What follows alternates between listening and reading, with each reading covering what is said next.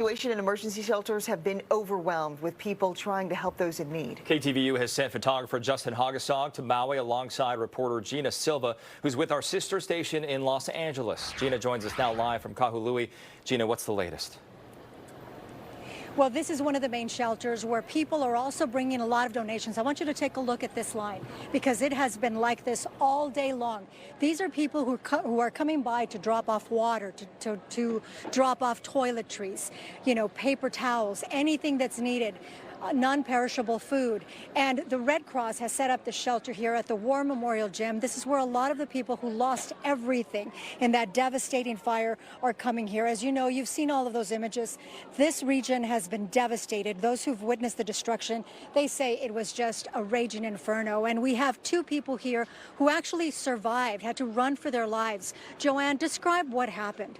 It was like Star Wars flashing fire. It sounded like a giant blowtorch, and you're running from that. And we had to run in the ocean because we were starting on fire. And we were in the ocean probably like 8 hours, fighting the water, getting pulled out. Flames were hitting you still. Things were falling from the palm tree on fire on you. Terrifying. I understand you couldn't even see because of all the the ash and the embers. You just kept trying to wash it out with salt water. And you suffered some injuries. Can you show us? Oh, not bad compared to how some people are. I made through it very, very, very nicely. Luckily, you made it out alive, but your house did not survive. I understand. No, not a thing. I walked back up there at 5:30 in the morning, and it was just a pile of ash. The whole neighborhood. The entire neighborhood. The entire neighborhood. How do you cope with something like that? So much loss. I don't know. I haven't thought about it yet. I'm just trying to do what I can before it really hits me because I don't want to even think. I lost my 4 cats, I think, and oh my goodness. And all of my neighbors, and we don't know where some neighbors are still. At this point, 67 people have been confirmed dead, and so many more are still missing. Also, JC, you were caught in that fire. Describe your experience. Well, I wasn't caught in the fire, but outside the fire.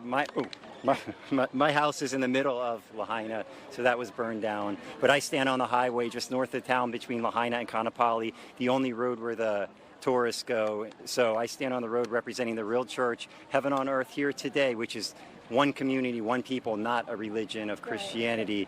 So I am really the pillar of the community that Joanne was talking about. I'm glad you made it out okay. Thank you so much, You're JC. welcome. Now, right over here, we also have the Red Cross. We are seeing so many people. That line just keeps on. So many people, right? It's a good thing to see. It is a good thing to see. The outpouring from the community with help and donations has been amazing.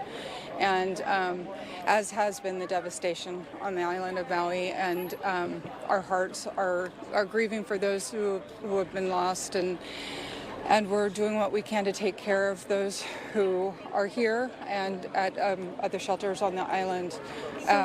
What can people do? What do you need? So at this point, the best thing for people to do from the mainland, if you want to help, if you are able to help, is go to redcross.org and donate.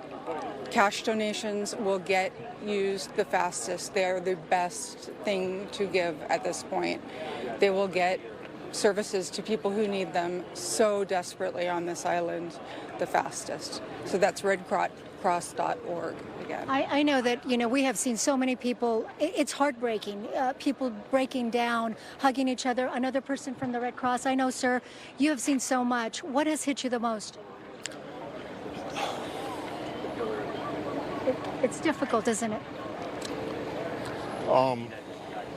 My coworkers, friends, family have lost everything. So I've been working this event since 5 a.m. Tuesday. And so the devastation is indescribable, but what's more important is what's going on here. The community coming together, showing their support, the volunteers we got.